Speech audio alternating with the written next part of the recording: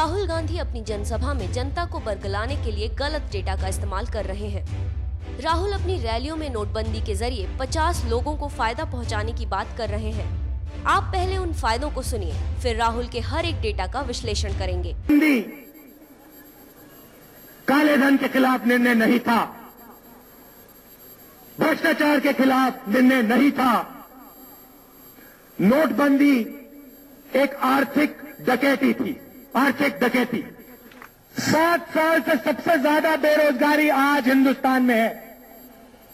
सबसे ज्यादा बेरोजगारी 7 साल में आज है। नोटबंदी के कारण, नरेंद्र मोदी जी की पॉलिसियों के कारण। टेलीविजन पे नरेंद्र मोदी जी आते हैं, 30 सेकंड के लिए लाखों रुपए लगते हैं। हिंदुस्तान का किसान पैसा नहीं देता है, हिंदुस्तान का मजदूर पैसा नहीं देता है उस मार्केटिंग के लिए, 50 परिवार के लोग देते हैं।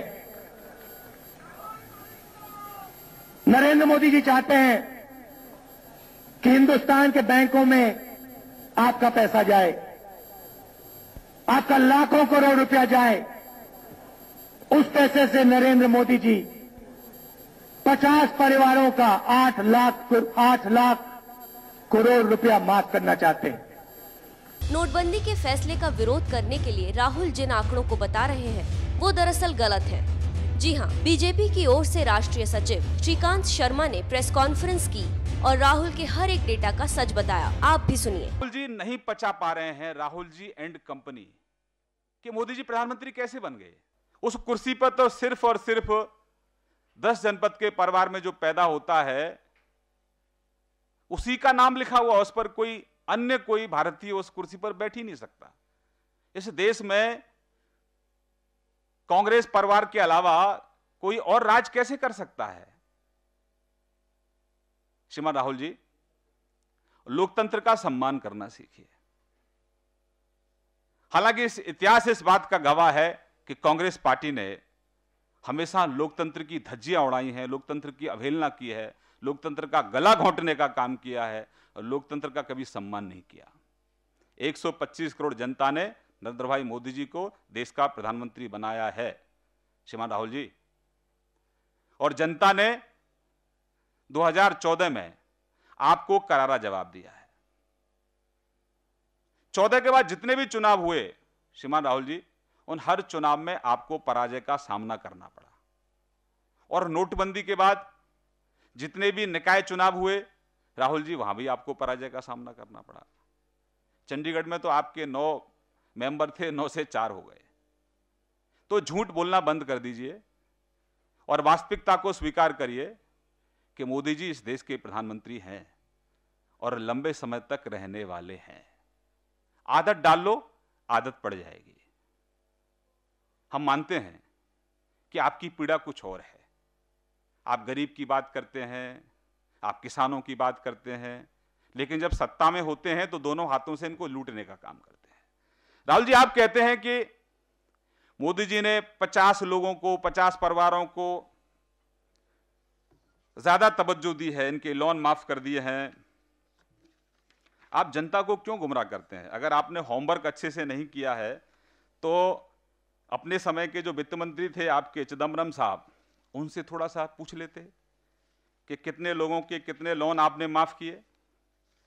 श्रीमान राहुल जी, 9 साल के अंदर आपकी सरकार ने लगभग 36 लाख करोड़ की सौगात कॉरपोरेट जगत को दी। आपने किस आधार पर ये इनके माफ कर दिए लोन?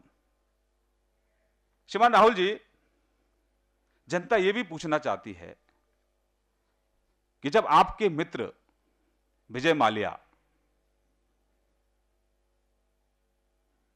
एसबीआई का पैसा हजम कर जाते हैं, स्टेट बैंक ऑफ इंडिया का 1450 crore, State Bank of India Vijay Mallya के अकाउंट को फ्रीज कर देती है।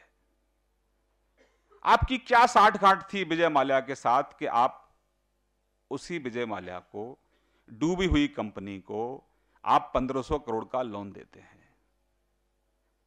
श्रीमान राहुल जी, आपकी अक्ल में थोड़ा मैं इजाफा कर दूं। जब हमारी सरकार आई थी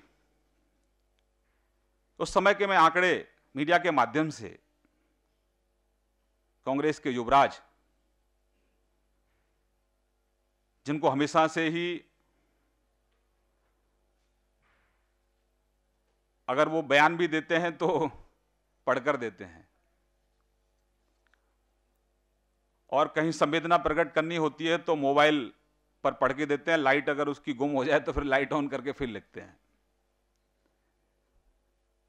और हालात ऐसे हो गए हैं कि अब वो आरोप भी जो लगा रहे हैं, वो आरोप उन आरोपों को लगा रहे हैं जो आरोप उनके राजनीतिक गुरु पहले लगा चुके हैं। और ऐसे आरोप हैं कि उनके जो राजनीतिक गुरु पहले लगा चुके हैं श्रीमान केजरीवाल, उनके राजनीतिक गुरु को भी अदालत में मुंह की खानी पड़ी है। अदालत ने उन आरोपों का संज्ञान तक नहीं लिया है। तो आप नकल भी करते हैं तो कम से कम थोड़ा अकल का इस्तेमाल कर लेते। आप देश की जनता के सामने वो पिटी हुई और फ्लॉप पिक्चर है जिसका आप राजनीतिक मंच पर बार बार रिपीट करने की कोशिश कर रहे हैं। वो फ्लॉप है, वो पिट चुकी है। आप उद्योगपतियों की बात करते हैं श्रीमान राहुल गांधी जी। हम मीडिया के माध्यम से आपकी थोड़ा जानकारी बढ़ाना चाहते हैं। जब हमारी सरकार आई थी उससे पहले जो गौतम अडानी है, जिनका बार बार आप जिक्र करते हैं, जिनकी बहुत घनिष्ठता आपके साथ रही है, 72,06,032 करोड़ का कर्ज उनको आपने ही दिया। दूसरे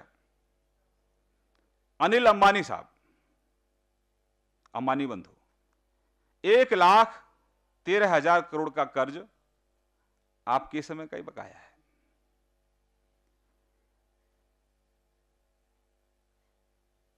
रोहिया, शशि एवं रवि रोहिया,